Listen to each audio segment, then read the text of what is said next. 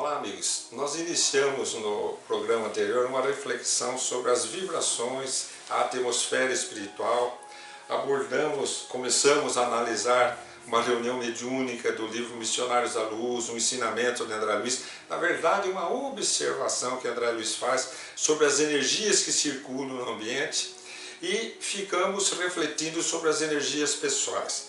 Nesse instante, nós vamos sair um pouco da casa espírita, que o André Luiz ele vai narrar o momento que ele deixa aquela casa espírita e ele e Alexandre, o orientador, eles vão acompanhar um jovem que chegou à casa espírita acompanhado por duas entidades espirituais muito negativas, companhias de jornada dele, espíritos obsessores, espíritos companheiros de jornada, como diz Emmanuel no livro O Encontro Marcado.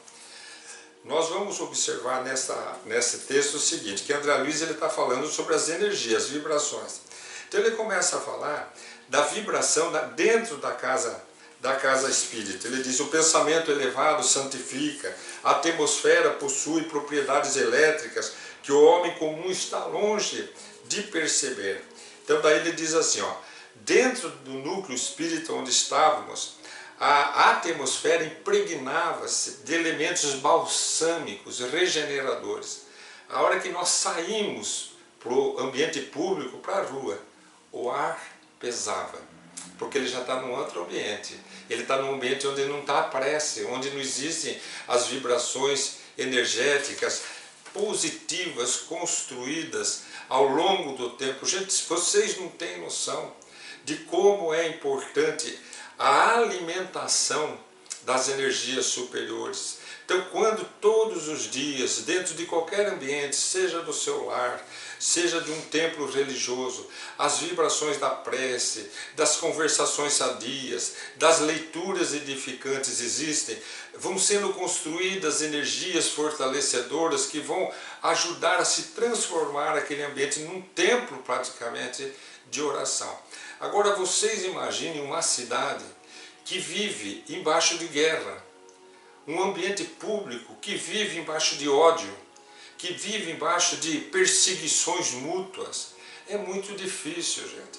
Quando a gente olhar para uma comunidade onde o ódio cresce, onde o ódio permanece, nós temos que imaginar quantos corações de mães que amam seus filhos, de filhos que amam suas mães, estão ali dando sustentação para aquele ambiente. Porque senão seria insuportável um ambiente, vibratoriamente falando, naqueles lugares, conforme vai nos ensinando a doutrina dos espíritos e nos mostram pela prática espíritos como André Luiz. Então André Luiz conta que ele acompanha esse jovem e eles chegam à casa onde a esposa do jovem está aguardando o jovem chegar daquela reunião espírita, daquela reunião que podia ser de qualquer religião, porque as leis elas são universais.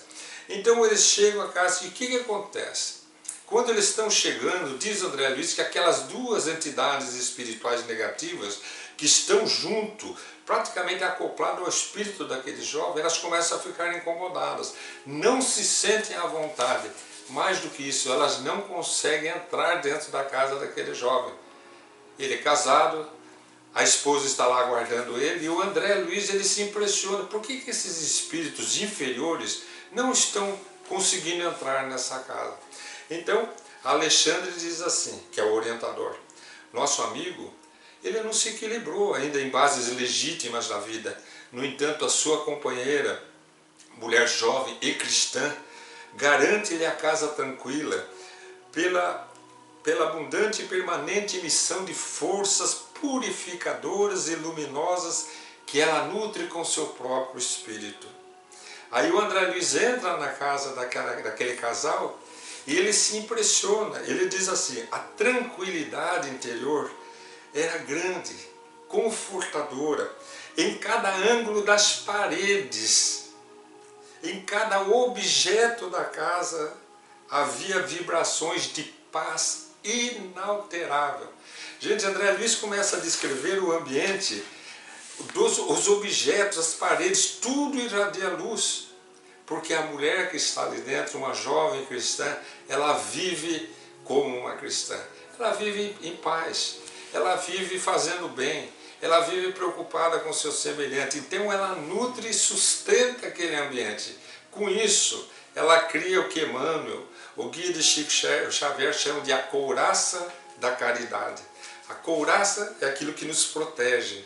A caridade é o bem que nós fazemos para o nosso semelhante. Então, naquele ambiente, ela criou a proteção com a própria forma de viver, pelas vibrações que ela emitiu, desconhecendo que está emitindo essas energias e protegendo o próprio lar, mas pela fé, pelo amor cristão, ela está criando essa proteção para o próprio lar. Com isso, o que acontece? Chega aquele jovem, como diz o benfeitor Alexandre, ele não está preparado nas bases legítimas da vida. Os espíritos inferiores o acompanham com facilidade, mas não conseguem adentrar aquele lar. Então é muito importante nós compreendermos a necessidade de construirmos dentro de nosso lar essas bases sólidas, criarmos e sustentarmos essas energias positivas para dentro do nosso lar, para proteger nosso lar contra as investidas inferiores do mundo em que vivemos, das nossas próprias inferioridades. Então aí as pessoas poderiam nos perguntar, mas eu sou ainda muito inferior, eu sou nervoso, eu tenho um espírito muito atribulado, eu sou muito preocupado, como a maioria das pessoas na Terra é uma das características do mundo em que nós vivemos, é a inferioridade humana.